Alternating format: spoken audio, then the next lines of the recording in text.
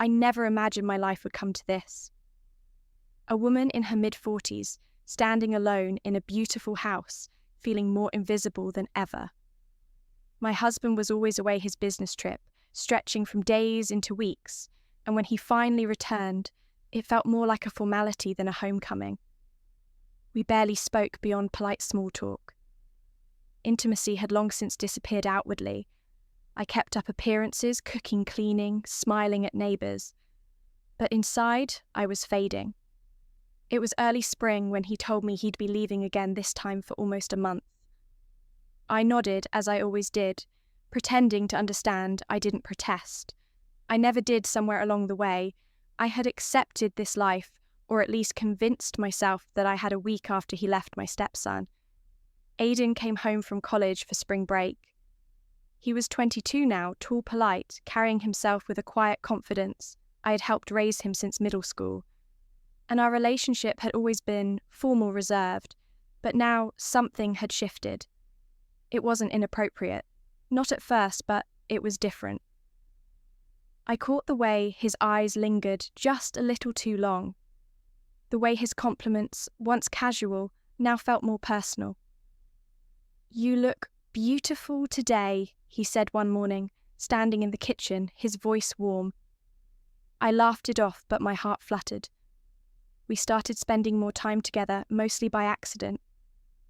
At first he'd helped carry groceries, offer to cook dinner with me, sit close during late-night TV shows. I told myself it was nothing, but I wasn't blind to the tension growing between us. I felt it every time his hand brushed mine. Every time he stood a little too close. One evening, we sat on the porch watching the sun dip below the horizon. He turned to me and said, "I admire how you hold everything together, how strong you are." For him, I didn't know what to say.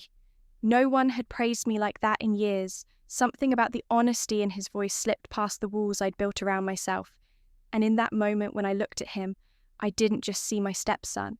I saw a man who saw me, a man who noticed I was still alive that night. I couldn't sleep. I kept replaying our conversations, the way he looked at me, the way I didn't pull away. I told myself it was harmless, but deep down, I knew I was lying. This wasn't just loneliness anymore. I had crossed a line, even if nothing had happened yet.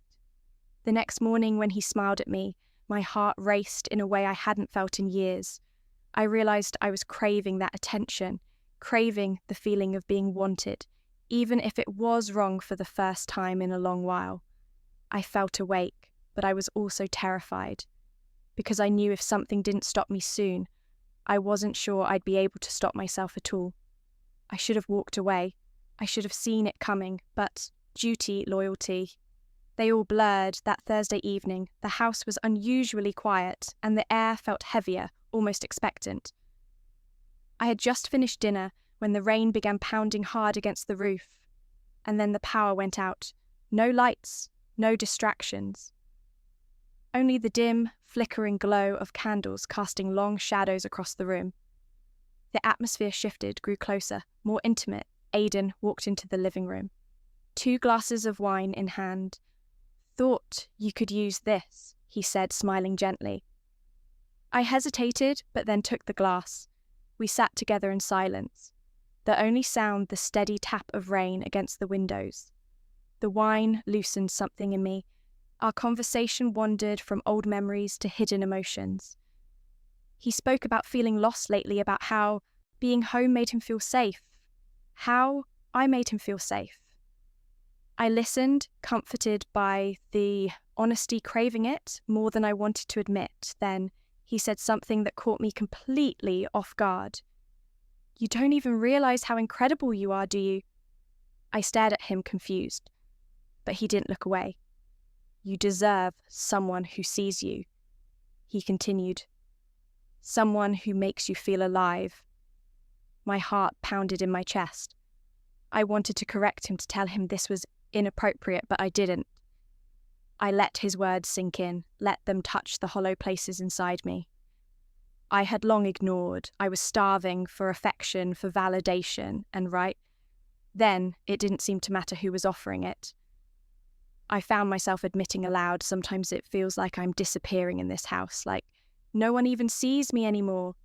He reached for my hand, holding it gently, and I didn't pull away. It felt so natural, so quiet, as if we had been pulled, not by choice, but by circumstance. His touch wasn't aggressive. It was tender, it was real. For the first time in years, I didn't feel invisible. His eyes didn't just see me. They held me, filling in the empty spaces my husband had long since abandoned. He leaned closer. I should have stopped him. I didn't when our lips met. It was soft, tentative, a kiss heavy with all the unspoken words we hadn't dared voice. It wasn't wild or hurried. It was deep, aching, inevitable. When it ended, we sat in silence, the weight of what we had just done hanging between us. I stood up, murmured that I needed to go to bed, and left him sitting there without another word. But sleep didn't come. My heart raced. My mind spiraled. What we had done wasn't just a kiss. It was betrayal. Not just of my husband, but of the woman I believed myself to be. And yet, in the darkest corner of my heart, I didn't feel regret. I felt awakened, seen, touched in a way I had almost forgotten was possible. I couldn't explain it. I didn't even want to. But I knew one thing with absolute certainty: nothing would ever be the same. Again, something had shifted between us, something I could never put back the next morning. I moved through the kitchen, like everything was normal, but nothing felt the same. I avoided his eyes, focusing on the clatter of plates and the simmer of coffee, desperate for the distraction. But Aidan walked in casually, a quiet confidence about him that hadn't been there before, like a line had been crossed and he wasn't sorry for it. He offered to help with breakfast. I nodded without looking up. The tension between us was thick, silent, undeniable. We didn't speak of the kiss we didn't have, to it hung between us, loud and heavy, impossible to forget. I kept telling myself it had been a moment of weakness, just a lapse, nothing more. But when his hand brushed mine again, I didn't pull away. When he reached over me for a plate, standing too close, I felt it, the rush of heat, the shame, the excitement wearing inside me. Later that afternoon, I caught him watching me, not in a casual, careless way, but with focus. With intention, his eyes followed my every movement, studied my face, lingered on the small details. No one else ever noticed any more, not even my husband. It was wrong. I knew it. But I couldn't stop myself from wanting more. Aidan began spending more time at home, making excuses to be near me. Movie nights, errands, walks. We didn't need to take our conversations deepened. He asked about my childhood, my dreams, all the things I'd quietly sacrificed for a marriage. That gave me nothing back. I tried to set boundaries, tried to explain this couldn't happen, that it was dangerous, reckless. He nodded, listened, even apologized. But the very next time we were alone, he leaned in close and whispered, "I can't stop thinking about you. You deserve more than being invisible to a man who doesn't even notice when you cry yourself to sleep." Every word he said felt like a thread sewing me back together. Pieces of me I hadn't even realized were broken. One night he touched my face gently and said, "You don't have to keep pretending you're allowed to feel something again." I didn't answer. I didn't need to. The way I looked at him said, everything the emotional line had long since been crossed. What followed wasn't planned. It wasn't even a decision. It was inevitable. I didn't recognize myself anymore. I was a woman torn between guilt and desire, between loyalty and the aching need to be seen, to be wanted. I kept telling myself I was still in control, that I could stop it before it went too far. But deep down, I knew I had already fallen. And even as I gave into it, I feared what came next. Not just the risk of being discovered, but the hollow aftermath I knew was waiting for me. Aidan's break was coming to an end. And when he left, when the house swallowed me up again, I wondered, would he take this fragile new version of me with him, or would he leave me behind, more broken than before, this time by a choice I could never undo. The weight of what we had done began to press down on both of us. I could see it in Aidan's quiet moments, the way he looked at me but said less, and less our silence no longer felt intimate. It felt heavy guilty. He started packing with every shirt folded, every zipper pulled shut. It felt like pieces of my fragile world were collapsing. Yes, we had crossed a line. But now, what we never spoke about. What came next? He didn't make promises. I didn't ask for any. I didn't want illusions. I'd already spent too many years wrapped in the false security of a marriage with a man who barely noticed I was there. But this, what Aidan and I shared, had been different. It was raw. It was wrong, but it had been real.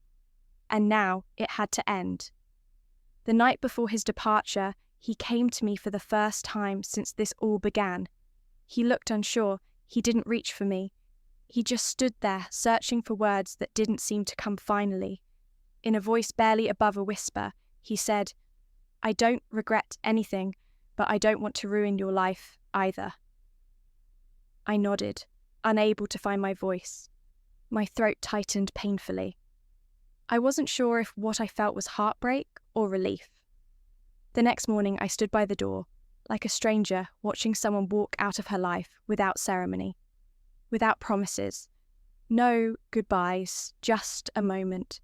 Severed. Clean the house, returned to its familiar stillness. But this time it felt colder, emptier. Days passed.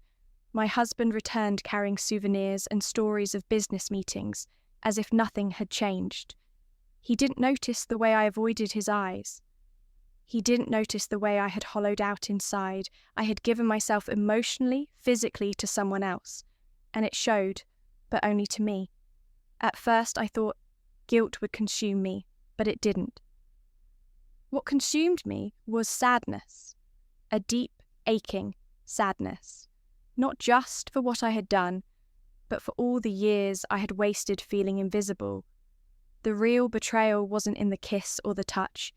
It was in realizing that someone who wasn't supposed to matter had truly seen me in a way my husband hadn't in years. Aidan texted once a simple message, "Take care of yourself." I stared at it for hours before finally deleting it, because I knew we couldn't continue, and I knew I couldn't go back to who I was before I had changed, and that change was irreversible. In the end, I was left with a marriage still standing, at least on the surface, but inside it was hollow. A shell I wandered through beside a man who thought everything was just fine. The real punishment wasn't being caught, it was living with the truth. In silence every day, I learned that love without attention is just habit, and attention without commitment is just temptation. Somewhere in between those two truths, I lost a version of myself that I will never get.